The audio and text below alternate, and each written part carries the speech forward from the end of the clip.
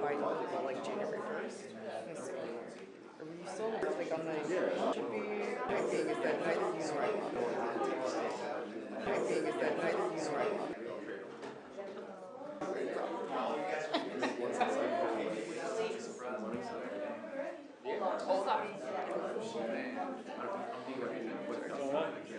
I've been there before. Still not take the shot, do not take the shot. Like video game RPG?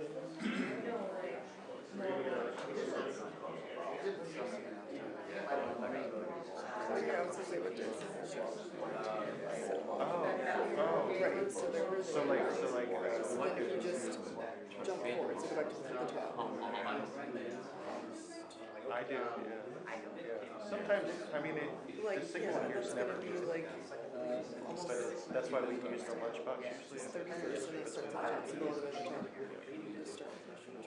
Right, so then just push Riverdale. Yeah, we're gonna get So forward.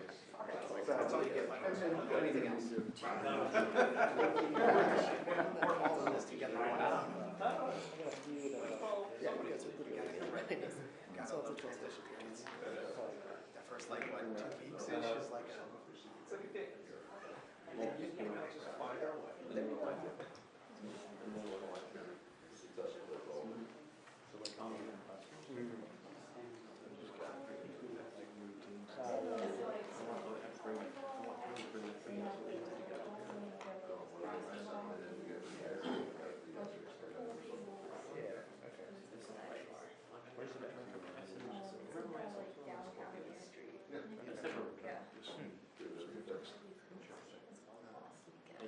last weekend. I'll have to remember that when we're down there this weekend. So part of it we were discussing.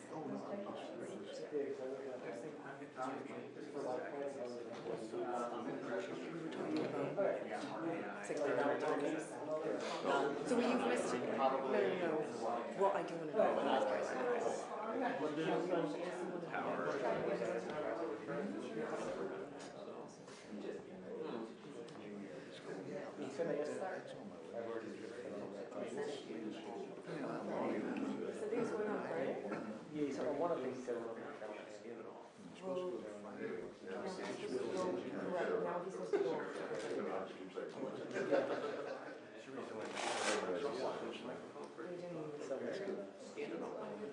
There's a lot.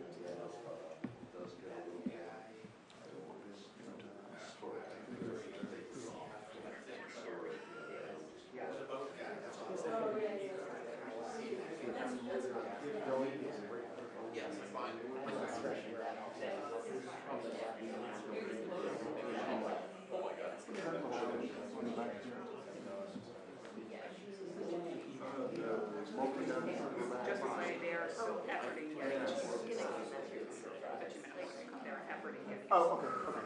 So just flash TV it is not over. supposed to be on.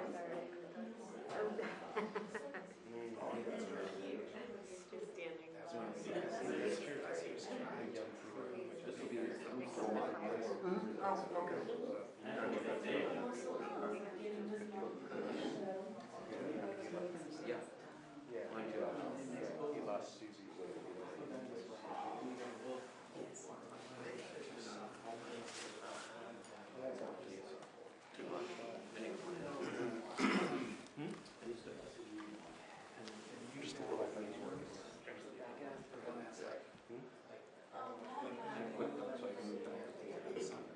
Yeah, I see that. She's so good to stand on the wall. Oh, he has a lot of hot questions ready to go. Or like I found a hot spot. See, so you had another half day. Yeah, how's the war in Ukraine looking? That might be the same. It might be the same. He said even box, but it's not. You go ahead. Yes, I'm right here.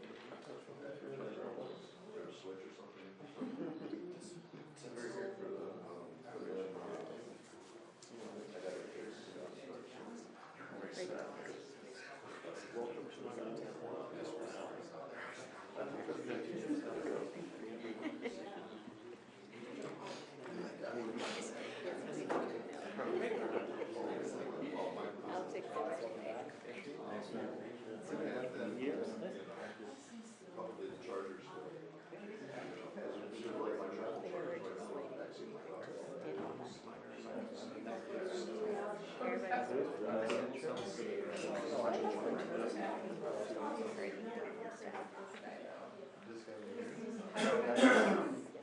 Is he one of your guys? Yeah. Oh.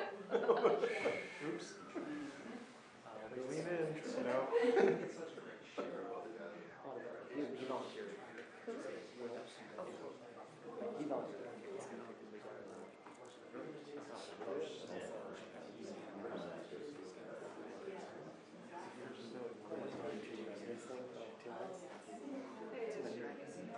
Still know what the time is, so not take our shot.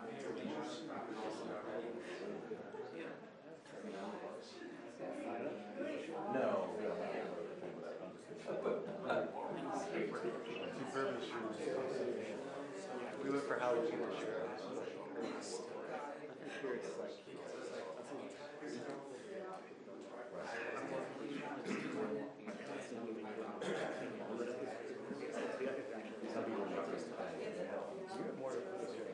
Huh? You have more than I do. You have to literally have to say word.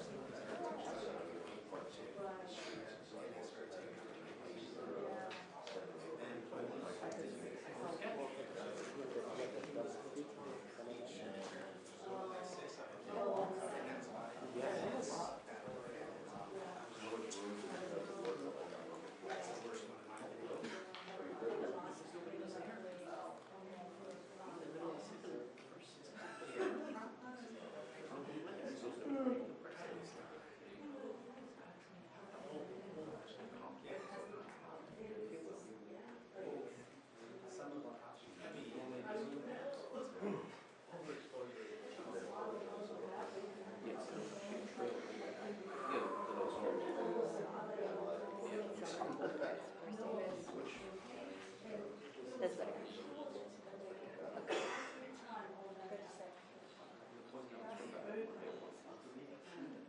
Which is probably wrong size, yeah. Okay.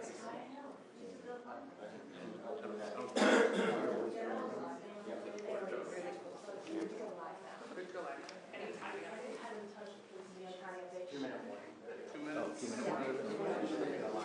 2-minute warning.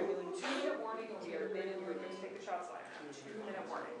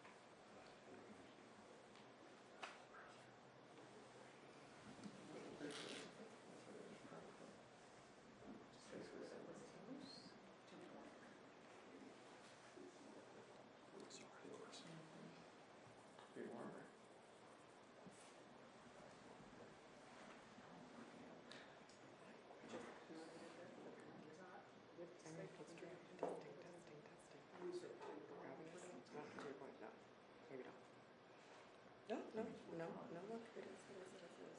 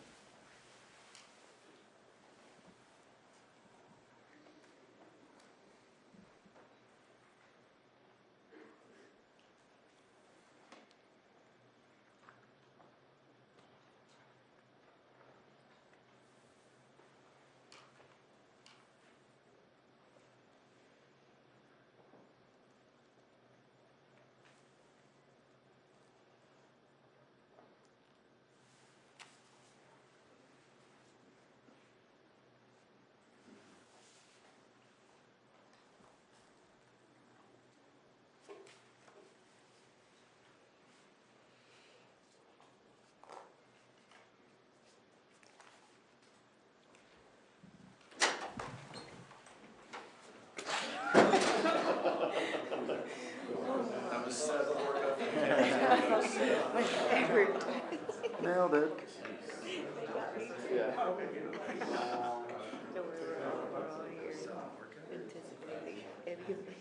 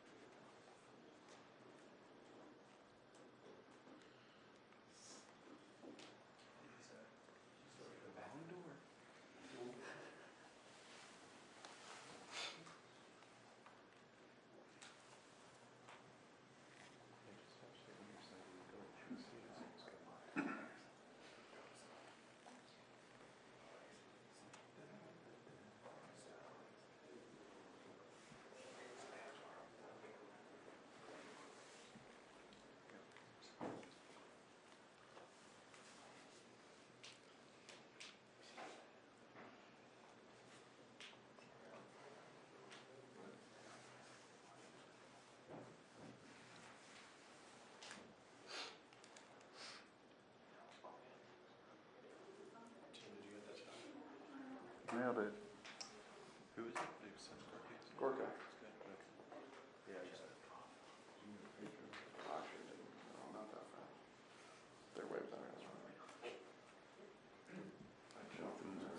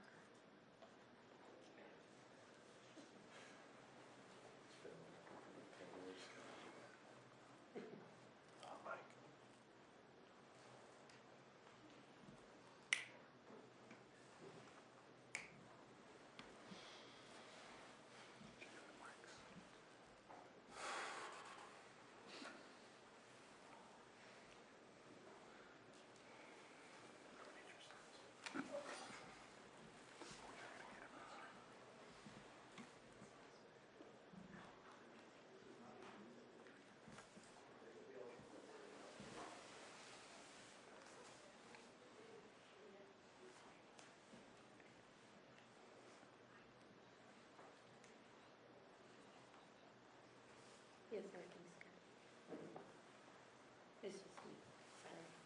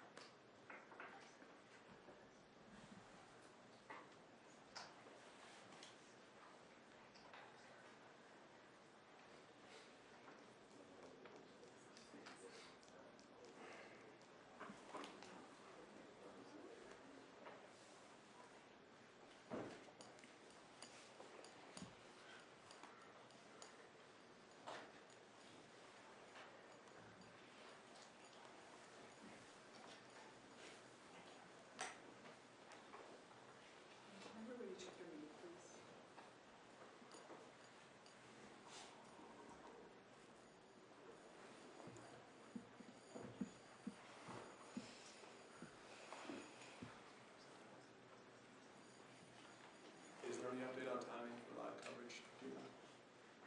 I don't have enough time.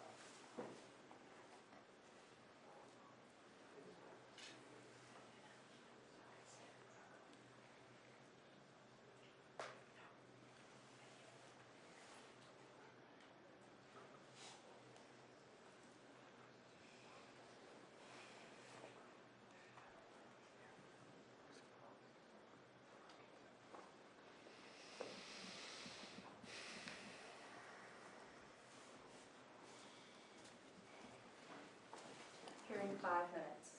5 minutes? Very 5. The updated 2-minute warning is a 5-minute warning. Updated 2-minute warning is a 5-minute warning for those watching. Just got a 5-minute warning now. Total running time. For here, we just got a 5-minute warning. Take that.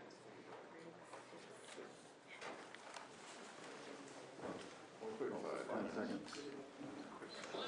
Hello, everybody. Mr. President, welcome. Thank you. Nice to see you. Some very familiar faces.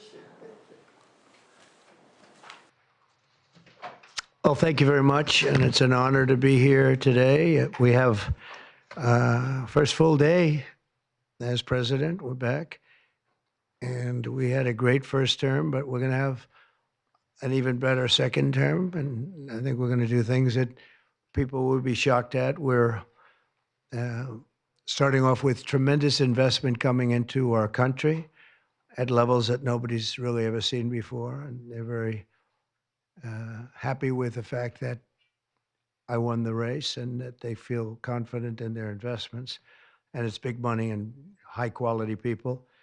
So my first day back from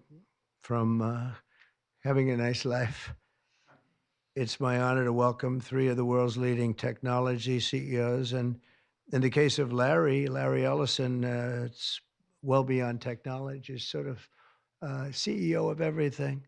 He's an amazing man, an amazing business person. But to announce the largest AI infrastructure project by far in history, and it's all taking place right here in America. As you know, there's great competition for AI and other things, and they're coming in at the highest level. We're joined by Oracle Executive Chairman Larry Ellison, SoftBank CEO, my friend Masa Yoshi-san, and CEO of OpenAI, and I would say the by far the leading expert based on everything I read, Sam Altman. So that's great that you're coming in together. That's a massive group of talent and money. Together, these world-leading technology giants are announcing the formation of Stargate. So put that name down in your books, because I think you're going to hear a lot about it in the future. A new American company that will invest $500 billion at least in AI infrastructure in the United States, and very, very quickly, moving very rapidly, creating over 100,000 American jobs almost immediately. This monumental undertaking is a resounding declaration of confidence in America's potential under a new president. Let me be a new president. I didn't say it, they did. So I appreciate that, fellas. But it'll ensure the future of technology. What we want to do is we want to keep it in this country. China is a competitor and others are competitors. We want it to be in this country, and we're making it available. I'm going to help a lot through emergency declarations, because we have an emergency. We have to get this stuff built. So they have to produce a lot of electricity, and we'll make it possible for them to get that production done very easily at their own plants if they want, where they'll build at the plant, the AI plant, they'll build energy generation, and that will be incredible. But it's technology and artificial intelligence, all made in the USA. Beginning immediately, Stargate will be building the physical and virtual infrastructure to power the next generation of advancements in AI, and this will include the construction of colossal data centers, very, very massive structures. I was in the real estate business. These buildings, these are big, beautiful buildings. Are going to employ a lot of people, and physical campuses in locations currently being scouted nationwide. They're making their choices of locations. I think they have their choice. I'd like to ask Larry, Sam, and Masa to say a few words and just talk about a little bit about what they're doing, and if you have any questions, and then we'll go into a couple of other subjects also. But this is, to me, a very big thing. $500 billion Stargate project. I think it's going to be something that's very special. It'll lead to something that could be the biggest of all. So, Larry, maybe we'll start with you, and we'll go down the line. Thank you.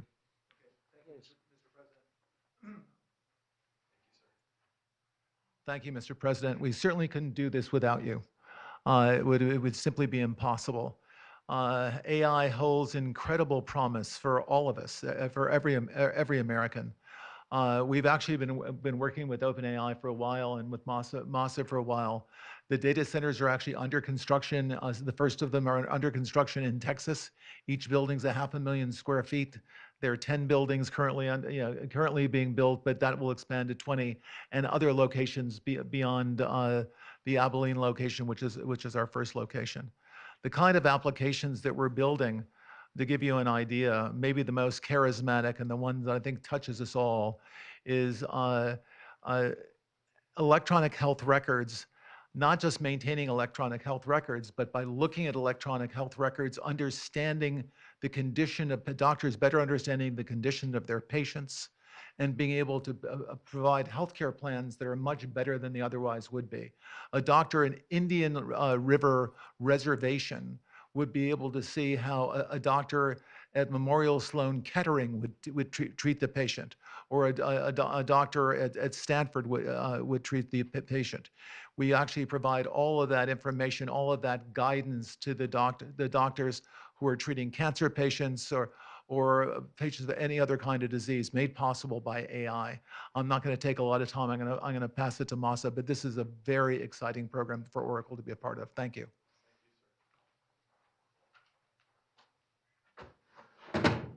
Thank you. That really helpful. That's good. That's great. I feel tall now. Thank you. Well, Mr. President, last month I came to celebrate your winning and promised that we will invest $100 billion. And you told me, oh, Masa, go for 200. Yeah. Now I came back with 500. Because this is as you said yesterday, this is the beginning of golden age of America. This is one great example, I think, right? We wouldn't have decided to do this. I think so. This is the beginning of golden age. We wouldn't have decided unless you won. And yesterday we agreed, we signed to make this happen. Because of this day. So we would make this happen. We would immediately start deploying $100 billion with a goal of making $500 billion within next 4 years, within your term, right? Because of your success. So we are very, very excited to do this. And our partner is, of course, SoftBank, OpenAI, Oracle, and additionally investing partner with MGX. On top of that, we have the technology partner, NVIDIA, and of course, Microsoft has been very, very supportive to SAM and continue to support all our success. This is not just for business. As Larry said, this will help people's life. This will help solving many, many issues, difficult things that otherwise we could not have solved with the power of AI. I think AGI is coming very, very soon. And then after that, that's not the goal. After that, artificial super intelligence will come to solve the issues that mankind would never, ever have thought that we could solve. Well, this is the beginning of our golden age. Thank you very much. Thank you very much. Fantastic. Sam. I don't have too much to add, but I did want to say I'm thrilled we get to do this in the United States of America. I think this will be the most important project of this era. And as Masa said, for AGI to get built here, to create hundreds of thousands of jobs, to create a new industry centered here, we wouldn't be able to do this without you, Mr. President. And I'm thrilled that we get to. I think it'll be an exciting project. I think we'll be able to do all of the wonderful things that these guys talked about. But the fact that we get to do this in the United States is I think, wonderful. So thank you very much. Could you just say one word? I I hear so many positive things about what it's going to do for medical research and for solving things, cancer and all the different problems. How will AI help us with the fight against the various problems, diseases, etc.? These guys can maybe share more about some of the work they're doing there. I think they'll jointly be some of the leaders about driving progress here. But I believe that as this technology progresses, we will see diseases get cured at an unprecedented rate. We will be amazed at how quickly we're curing this cancer and that one and heart disease, and what this will do for the ability to deliver very high quality healthcare, the costs, but really to cure the diseases at a rapid rate, I think will be among the most important things this technology does. Great. Very good. Thank you. Can I speak and answer that question, Mr. President? So we're currently working on, should I step on this? Okay. All right. No, I'm not that tall. I'm not that tall. You look even better now. Thank you, Mr. President. One of the most exciting things we're working on, using the tools that Sam and Masa are providing, is a cancer vaccine. It's very interesting. It turns out, I'll be quick, all of our cancers, cancer tumors, little fragments of those tumors float around in your blood. So you can do early cancer detection. If you can do using AI, you can do early cancer detection with a blood test. And using AI to look at the blood test, you can find the cancers that are actually seriously threatening the person. So we can, again, cancer diagnosis using AI has the promise of just being a simple blood test. Then beyond that, once we gene sequence that cancer tumor, you can then vaccinate the person, design a vaccine for every individual person to vaccinate them against that cancer. And you can make that vaccine, that mRNA vaccine, you can make that robotically, again, using AI in about 48 hours. So imagine early cancer detection, the development of a cancer vaccine for your particular cancer aimed at you, and have that vaccine available in 48 hours. This is the promise of AI and the promise of the future. Great, thanks. Thank you, sir. Yeah, just 1 second, we'll finish up. But these are highly respected guys. I was shocked with Larry because I don't even think Larry does this stuff. You did a very good job for a guy that doesn't do it much, right? But he's so respected, and the group, and it's really an honor. But for Larry to be here and do this is very unusual because he doesn't do this stuff. He doesn't need it. He does, and you don't need it, do you? Huh? You don't need it. But I think it's an honor to the country. It's a great honor that this group, these are the top people, that they're going to do it, and they're going to do it here, and we're going to make it as easy as it can be. A $500 million Stargate project comes in addition to a separate pledge between $100 and $200 billion from, as we know, from Masa that we talked about before. Also $20 billion from DMAC, which was great. And we have many others that are coming. Some I just say, just announce it. It's easier, but with some, I know them, and they're so highly respected, I'd rather do it this way. Many would like to do it this way, but we're letting the world know what's happening. This is money that normally would have gone to China or other countries, but in particular China. In total, before the end of my first full business day in Washington in the White House, we've already secured nearly $3 trillion of new investments in the United States, and probably that's going to be 6 or 7 by the end of the week. Tremendous amounts of money are coming in for many things other than even AI. AI seems to be very hot. It seems to be the thing that a lot of smart people are looking at very strongly. And our country will be prospering like never before. I think that's true, and it's going to be the golden age of America. As I say, yesterday we had the most ambitious, action-oriented day of any administration in history. No, there's never been a first day like yesterday, as you know. I signed a sweeping slate of executive orders to stop the invasion of our borders. I launched a government-wide effort to defeat inflation and bring down the cost of daily life and bring down the cost of energy, magnificently bring it down. And when energy comes down, Larry, I'd say generally speaking, when energy comes down, everything else comes down. The prices of food and the prices of everything else come down. Energy is that's the big baby. And we declared a national energy emergency to drill, baby, drill, our term that we use. We're going to drill, baby, drill like never before. We ended destructive DEI mandates across the federal government and returned our country to a merit-based system and a common sense system.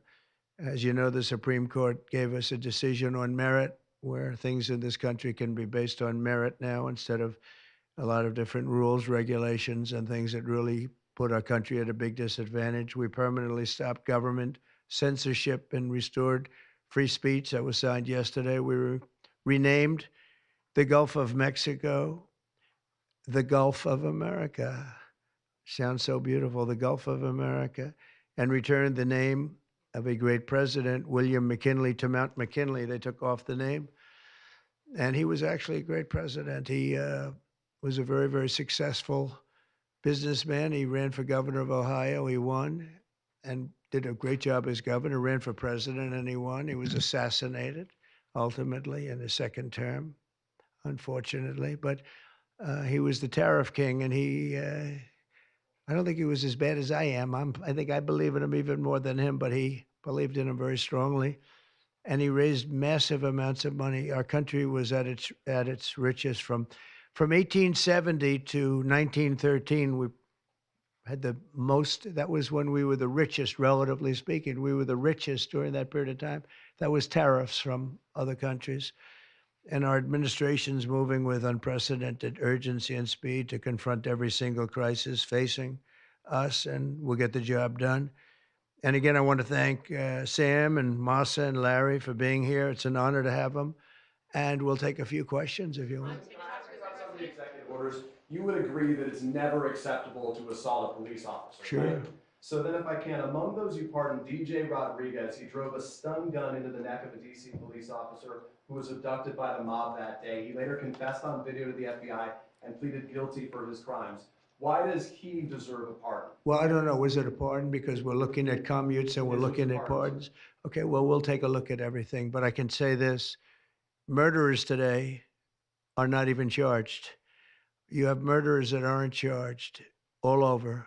You take a look at what's gone on in Philadelphia. Take a look at what's gone on in LA, where people murder people and they don't get charged.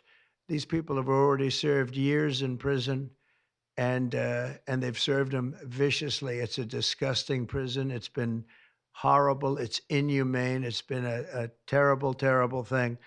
I also say this: you go to Portland, where they wrapped police officers, shot police officers, nothing happened to anybody. You go to Seattle, where they took over a big chunk of the city and people died. Portland, a lot of people died. Wait a minute.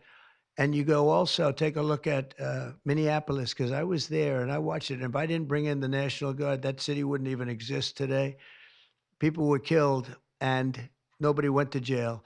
So these people have already served a long period of time, and I made a decision to give a pardon. Joe Biden gave a pardon yesterday to a lot of criminals. These are criminals that he gave a pardon to. And you should be asking that question. Why did he give a pardon to all of these people that committed crimes? Why did he give a pardon to the J6 Unselect Committee when they burned and destroyed all documents which showed that they did what was wrong, not me? Wait a minute.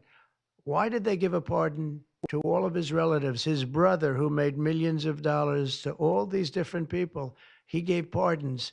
That's the question you should be answering. All right, go ahead. Yeah, please. If I can just Tell us a little bit about your Steve, can I just meeting. follow up with that really fast? No. I just want to ask Go you, ahead. you said Tell you us, will. tell us about your meeting with Speaker Johnson, Senator Thune. Did you reach any conclusion on this one big? Pretty much. I think we have a good situation now. It's been in some ways made simpler by Los Angeles because they're going to need a lot of money. And generally speaking, I think you'll find that a lot of Democrats are going to be asking for help. So I think maybe that makes it more one-sided. I think we're going to do very well. Look, we're going to take care of Los Angeles. I'm going there. I'm going to North Carolina, which has been abandoned by the Democrats. And I'm going to North Carolina, very importantly, first. I'll be there on Friday. And then I'm going from there to Los Angeles. And then I'm going to Nevada. And I'm really going to Nevada to thank them for the vote, because we won Nevada overwhelmingly. And that's usually a Democrat vote. And I just want to go there to thank the people of Nevada for the big vote. So we'll be making that. Yeah, please. The leaders of the Proud Boys and the Oath Keepers were freed following their pardons yesterday. At the time, back in 2021, you urged them to stand back and stand by. Is there now a place for them in the political conversation? Well, we have to see. They've been given a pardon. I thought their sentences were ridiculous and excessive. One of the guys took down a flag that was an anti-American flag, and he was given years in jail. I don't know the exact number, but he was given many years in jail. I thought it was very excessive. And at least the cases that we looked at, these were people that actually love our country. So we thought a pardon would be appropriate, yeah.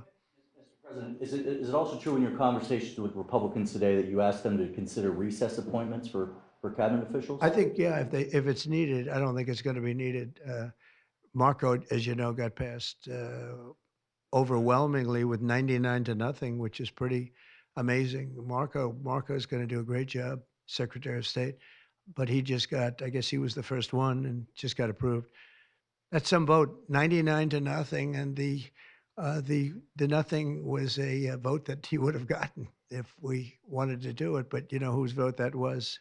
Who's doing a great job right now as vice president. Did you also talk about some sort of a trade or a deal involving wildfire relief in extension for a debt? Well, what I really want to have done, I was talking about this with the guys back in the Oval Office.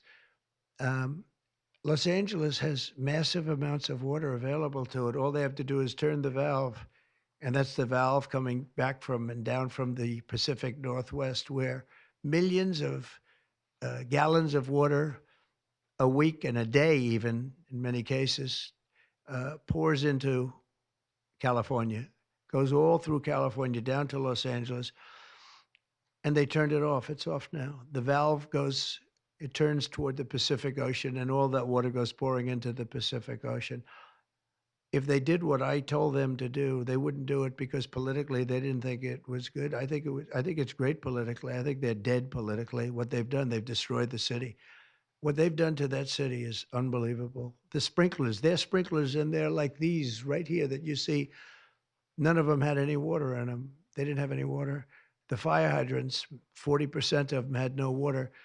The brush was just dry. Everything was dry. The sprinklers on the lawn weren't allowed to even be used. So, you know, everything was dry, and it was an inferno. They created an inferno. So we're demanding that they turn the valve back toward Los Angeles right now. It's not even believable that they haven't done it. Just so you know, they have a valve, and it turns like, think of a sink, but multiply it times many thousands of times the size of it. It's massive. And you turn it back toward Los Angeles. Why aren't they doing it?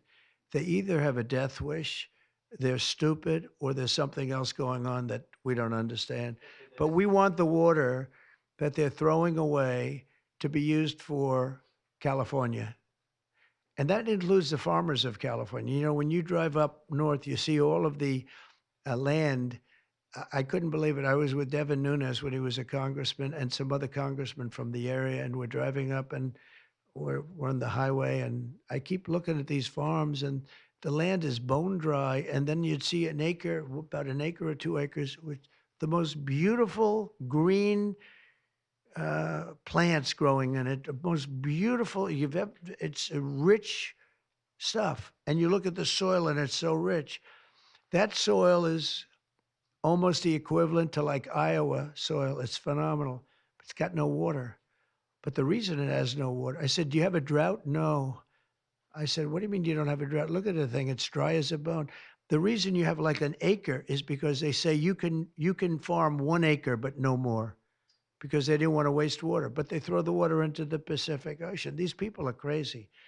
So we're going to be issuing an executive order demanding that they immediately let that water come down through California. Farmers, even people living in Beverly Hills. Now, those people have been a lot of them are wiped out. Believe it or not, they were having restrictions, Larry, you know about this. They wanted to restrict you to 38 gallons of water a day. That sounds like a lot, but it's not. When you're a rich person and you like to take a shower, 38 gallons doesn't last very long. And they have all this water, and it's really good water. Up high, Pacific Northwest. Some comes in from Canada, a nice country, by the way. Comes in from Canada, and it comes all the way through California, and they're restricting it. You even have the half pipes, the half pipes, the cut pipes, big ones, bigger than this room. And they're going all the way down, and they're bone dry, and they could be loaded up with water. No, but isn't it incredible that they don't do it? And it's to protect the Delta smelt. It's a fish that's doing poorly anyway. But I said, how are you protecting the Delta smelt by not giving it water? It's a fish. It needs water. Nobody can answer that question. President Trump, TikTok, Mr. President. Well, let me do this first. Are you open to Elon buying TikTok? Is it? Are you open to Elon buying TikTok? I would be if he wanted to buy it, yeah. And on your inauguration. I'd like Larry to buy it too. I have the right to make a deal. So the deal I'm thinking about, Larry, let's negotiate in front of the media.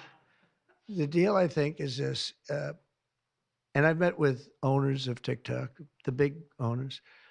It's worthless if it doesn't get a permit. It's not like, oh, you can take the U.S. The whole thing is worthless. With a permit, it's worth like $1 trillion. So what I'm thinking about saying to somebody is buy it and give half to the United States of America, half, and we'll give you the permit. And they'll have a great partner, the United States. And they'll have something that's actually more valuable because they have the ultimate partner, and the United States will make it very worthwhile for them in terms of the permits and everything else. But so think of it, you have an asset that has no value or has $1 trillion value. It all depends on whether or not the United States gives the permit. So what I'm saying is let the United States give the permit, and the United States should get half. Sounds reasonable. What do you think? Sounds like a good deal to me, Mr. President. Yeah, he can afford it too. Mr. President, you're a president who has long said that you back the blue, but aren't you sending the message that assaulting officers is okay with these pardons? No, the opposite. In fact, I'm going to be letting 2 officers from Washington Police, D.C. I believe they're from D.C., but I just approved it. They were arrested, put in jail for 5 years because they went after an illegal, and I guess something happened where something went wrong. And they arrested the 2 officers and put them in jail for going after a criminal, a rough criminal, by the way. And I'm actually releasing. No, I am the friend of police, more than any president that's ever been in this office. More than 400 of the people that you pardoned, though, assaulted officers. So I want to ask you about the Vice President, J.D. Vance. He said, this is a week ago, he said, if you committed violence on January 6th, obviously you should not be pardoned. Why is your Vice President wrong? Well, only for one reason. They've served years in jail. They should not have served, and they've served years in jail, and murderers don't even go to jail in this country. And we had 1,500, we have 16 under review. As you know, we commuted about 16 of them because it looks like they could have done things that were not acceptable for a full pardon. But these people have served years of jail, and their lives have been ruined. And in many cases, listen to me for a second, stop interrupting. They've served years in jail. And if you look at the American public is tired of it. Take a look at the election. Just look at the numbers on the election. We won this election in a landslide because the American public is tired of people like you that are just one-sided, horrible people in terms of crime. You don't talk about all the people that have been killed and what happens to those murderers. Murderers get no time. You take a look at some of these DAs. They go after political opponents, but they don't go after people that shoot people in the street. They're caught.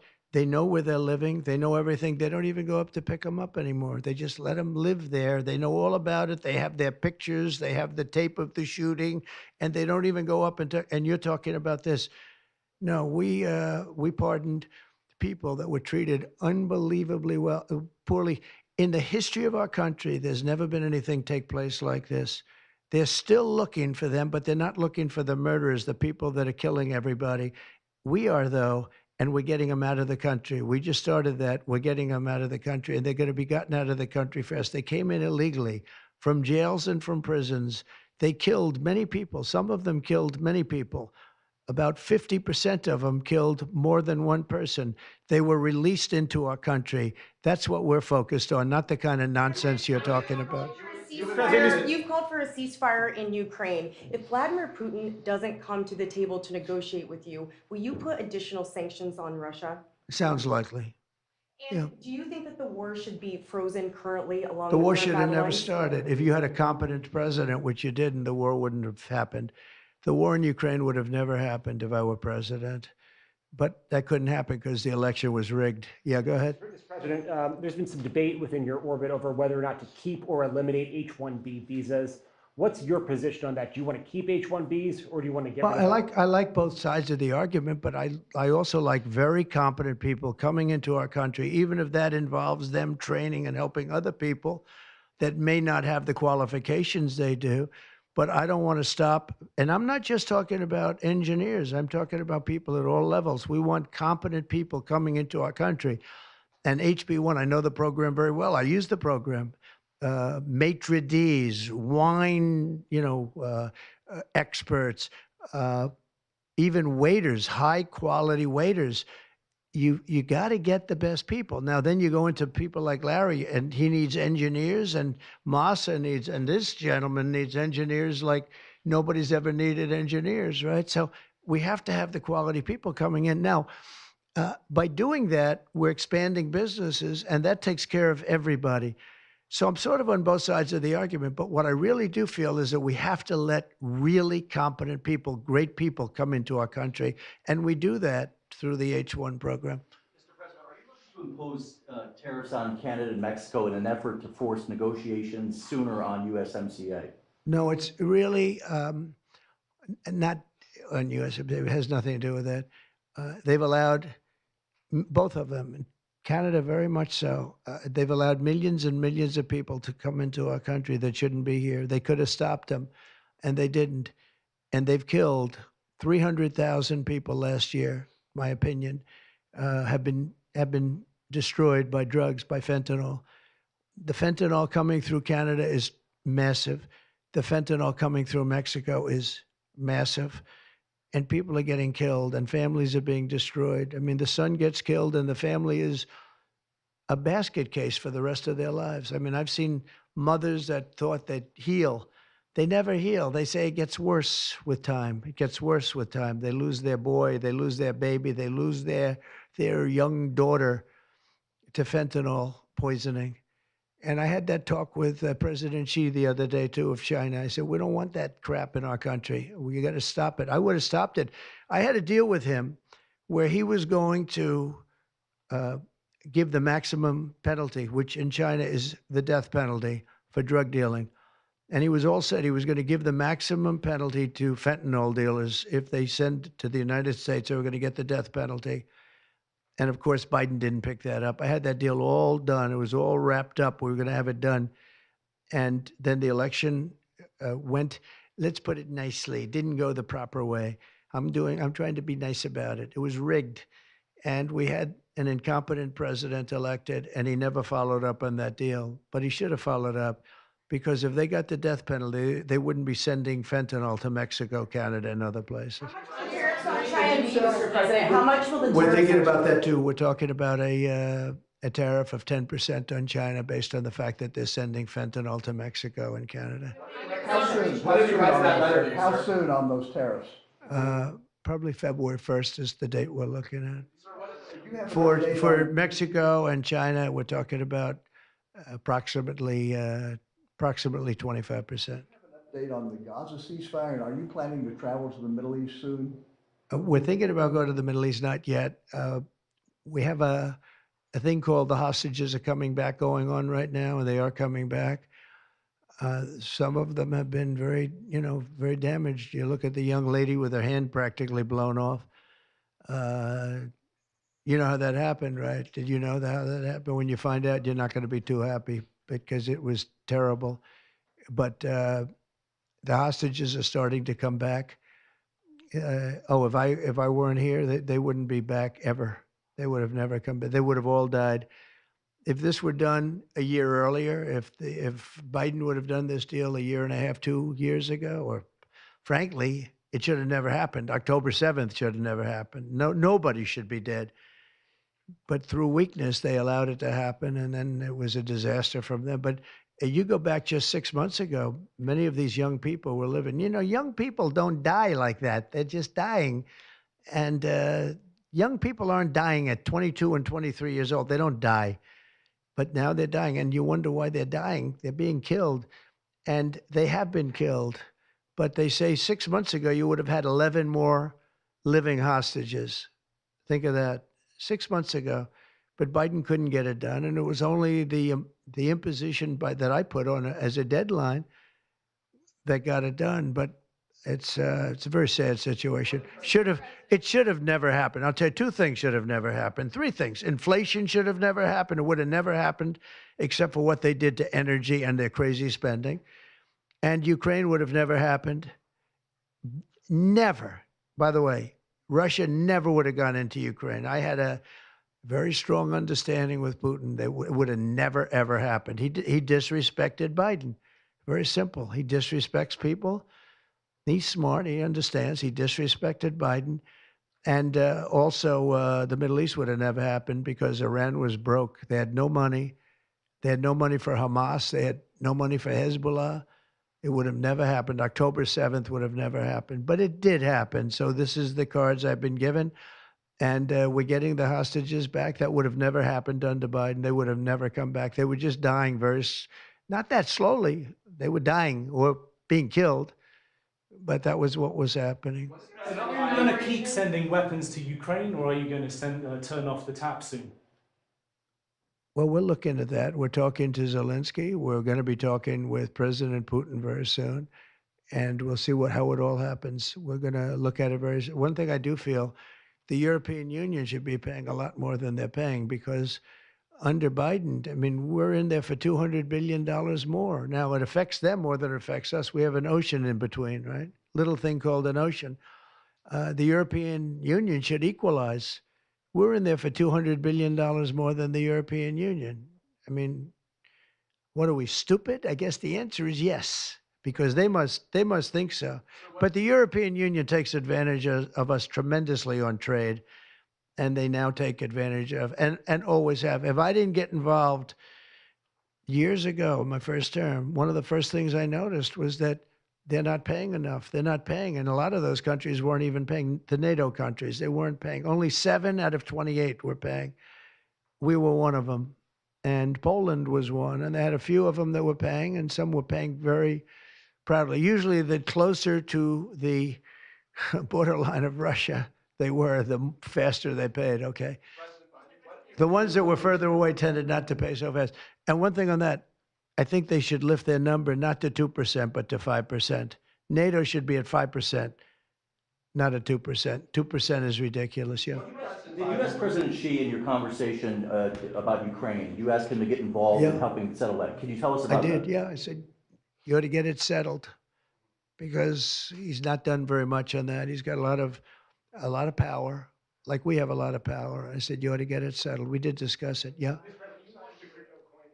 Do you intend to continue selling products that benefit yourself personally while you're president? Well, I don't know if it benefited. I don't know where it is. I don't know much about it other than I launched it. I heard it was very successful. I haven't checked it. Where is it today? You made a lot of money, sir. How much? Several $1 billion, it seems like, in the last several days. Several billion? That's peanuts for these guys.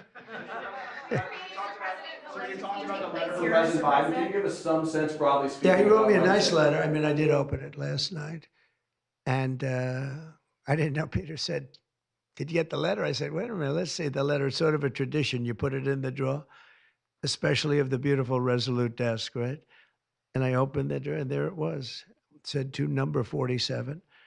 And it was a very nice letter. I mean, I could show it because I think it was a nice letter. Maybe I will. I think just basically it was a little bit of an inspirational type letter, you know, enjoy it, do a good job. Important, very important, how important the job is. But I think it was a nice letter. I think I should let people see it because it was a positive for him in writing it. I appreciated the letter. Mr. President, were security concerns at all a factor when deciding to move your inauguration indoors? No, not at all. No, not at all. It was just cold. Look, if we would have, you know, I just went out to the helicopter, right, we said goodbye. That's a tradition. As long as before it used to be a stagecoach, and then helicopters came along. But that's been a tradition. You go out and you do that. And we stood there for 10 minutes, and I'll tell you what, people would not have been able to get through that day. That was cold. It was sort of interesting. Don't let the sun fool you. Tell me something. Sunny days can get very cold, can't they? Because that was so freezing yesterday. You couldn't have gotten through it. It would have been. And the answer is no, it wasn't security. With that being said, I thought the Capitol, the Rotunda, was beautiful. 72 degrees, unbelievable sound. You know, it's like being in an opera house. I could see people wanting to do it there rather than outside. Why did you remove John Bolton's security clearance, sir? Because I think there was enough time. It's we take a job. You take a job. You want to do a job. We're not going to have security on people for the rest of their lives. Why should we? I thought he was a very dumb person, but I used him well because every time people saw me come into a meeting with John Bolton standing behind me, they thought that he'd attack them because he was a warmonger. He's the one that got us involved, along with Cheney and a couple of others, convinced Bush, which was a terrible decision, to blow up the Middle East. You know, we blew up the Middle East and we left. We got nothing out of it except a lot of death. We killed a lot of people.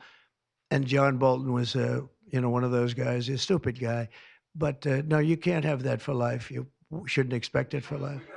That meeting that you mentioned with President Zelensky, will that take place here, and when and where will you meet with him? I don't know. I mean, look, President Zelensky would like to have peace. He's told me that very strongly. He'd like to have peace, but it takes two to tango. We'll see what happens. When will you meet with President Putin? Anytime they want, I'll meet. I'd like to see that end. Millions of people are being killed, and they're being killed. It's a vicious situation, and they're now largely soldiers. A lot of people have been killed in the cities. They look like demolition sites. Buildings, massive buildings bombed and coming down. The thing with Ukraine is that many more people died than you're reporting. You're not reporting the real numbers, and I'm not blaming you for that. I'm blaming maybe our government for not wanting to release those numbers. Many more people died than what you know about. When those big buildings come down and they say 2 people were injured, no. Many people, thousands of people are being killed. But the real killing now is on the war front. It's a very flat land. And the only thing that stops a bullet is somebody's body. And you have young soldiers. So Russia's lost about 800,000 soldiers now. Ukraine's lost about 600 or 700,000. I think the numbers are low that they're giving out. But they've lost massive numbers of young soldiers. And that war should stop. It's very flat, it's beautiful farmland, and it's flat and really beautiful in a different kind of a way, but they don't have any protection. The only thing that stops a bullet is a body, and those bodies are stopping a lot of bullets, and they're being decimated, both sides. Your conversation with President Xi, what did you tell him in terms of when to expect tariffs, and what can he do to avoid them? About which one? About tariffs? We didn't talk too much about tariffs, other than he knows where I stand. Look, I put large tariffs on China. I've taken in hundreds of billions of dollars. Until I was president, China never paid not 10 cents to the United States. With me, they paid hundreds of $600 billion or so, or more than that even, of tariffs. And if I didn't do that, you wouldn't have a steel mill open in the United States right now. You wouldn't have one steel mill open in the United States. So what I did is I saved the steel industry. I saved other industries too with other tariffs. Other countries are big abusers also. You know, it's not just China. China's an abuser, but the European Union is very, very bad to us. They treat us very, very badly. They don't take our cars. They don't take our cars at all. They don't take our farm products, essentially. They don't take very much. We have a $350 billion deficit with the European Union. They treat us very, very badly. So they're going to be in for tariffs. It's the only way you're going to get back. It's the only way you're going to get fairness. You can't get fairness unless you do that. But the European Union's treated us very badly. But essentially, everybody treats us badly. You know, everybody treats us badly. Yes, go ahead. Because we allow them to.